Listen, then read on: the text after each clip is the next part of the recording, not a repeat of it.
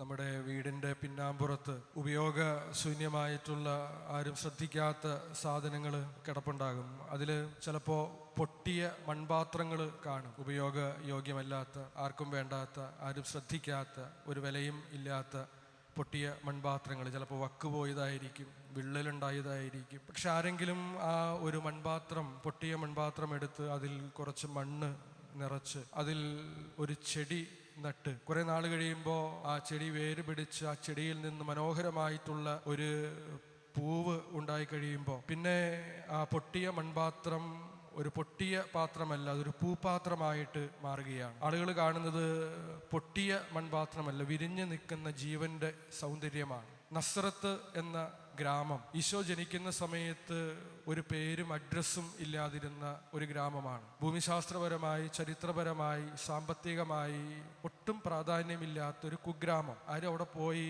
താമസിക്കാൻ പോലും താല്പര്യപ്പെട്ടിരുന്ന സ്ഥലമല്ല. പക്ഷേ ഈശോ, ഇന്ന് നമ്മൾ സുവിശേഷത്തിൽ കാണും, അവിടെ ചെന്ന് താമസിക്കാനായിട്ട് ആരംഭിക്കുമ്പോൾ ഒരു അഡ്രസ്സും ഇല്ലാതിരുന്ന നസ്രത്തിന്റെ അഡ്രസ്സ് മാറുകയാണ്. അത് പിന്നെ ചരിത്രത്തിൽ രക്ഷകന്റെ സ്ഥലമായിട്ടാണ് രേഖപ്പെടുത്തപ്പെടുന്നത്. വലിയ വിലയുള്ള സ്ഥലമായിട്ട് അത് ചരിത്രത്തിൽ, രക്ഷാകര ചരിത്രത്തിലൊക്കെ മാറുകയാണ്. സ്നേഹമുള്ളവരെ, നമ്മുടെ ജീവിതവും പലപ്പോഴും ഈ പൊട്ടിയ മൺപാത്രം കണക്കാണ്, അല്ലെങ്കിൽ ഈ നസ്രത്ത് കണക്കാണ്. മറ്റാരും വില നൽകാത്ത ജീവിതങ്ങളായിട്ട് നമ്മുടെ ജീവിതം പലപ്പോഴും കാണപ്പെടുന്നുണ്ട്. ഇനി മറ്റുള്ളവർ വില നൽകിയില്ലെങ്കിൽ നമുക്ക് പോലും നമ്മുടെ ജീവിതത്തിന് വില നൽകാൻ പറ്റാത്ത വിധത്തിൽ അപകർഷതാബോധത്തോടെ ജീവിക്കുന്ന മനുഷ്യരുണ്ട്.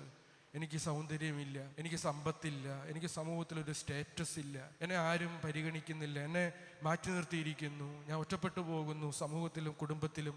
അങ്ങനെ നമുക്ക് തന്നെ നമ്മളോട് വിലയില്ലാത്ത ഒരു പൊട്ടിയ മൺപാത്രമായി നമ്മളെ തന്നെ കാണുന്ന നമ്മുടെ ജീവിതം അങ്ങനെ മാറിപ്പോകാറുണ്ട്. സ്നേഹമുള്ളവർ, നമ്മുടെ ജീവിതത്തിലേക്ക് ഈശോ കടന്നു വരുമ്പോൾ, ഈശോയ്ക്ക് കടന്നു വരാനായിട്ട് നമ്മൾ നമ്മുടെ ജീവിതത്തെ തുറന്നു കൊടുക്കുമ്പോൾ, ഈശോ അവിടെ വന്ന് ജീവിക്കുമ്പോൾ, നമ്മുടെ ജീവിതത്തിൽ ജീവിക്കുമ്പോൾ നമ്മളിൽ വസിക്കുന്ന ക്രിസ്തുവിൻ്റെ ജീവിത ശൈലികൾ, മൂല്യങ്ങൾ, പുണ്യങ്ങൾ, മനോഭാവങ്ങൾ അത് നമ്മൾ ജീവിക്കാനായിട്ട് തുടങ്ങുമ്പോൾ പിന്നെ നമ്മുടെ ജീവിതം ആരും പൊട്ടിയ മൺപാത്രമായിട്ടല്ല കാണുക, അത് മനോഹരമായിട്ടുള്ള ഒരു പൂപാത്രമായിട്ട്, മനോഹരമായ ആ ജീവൻ്റെ ആ സൗന്ദര്യം മറ്റുള്ളവർക്ക് പകർന്നു നൽകുന്ന ഒരു പൂപാത്രമായിട്ട് നമ്മുടെ ജീവിതം മാറും എന്ന് നമ്മൾ തിരിച്ചറിയണം.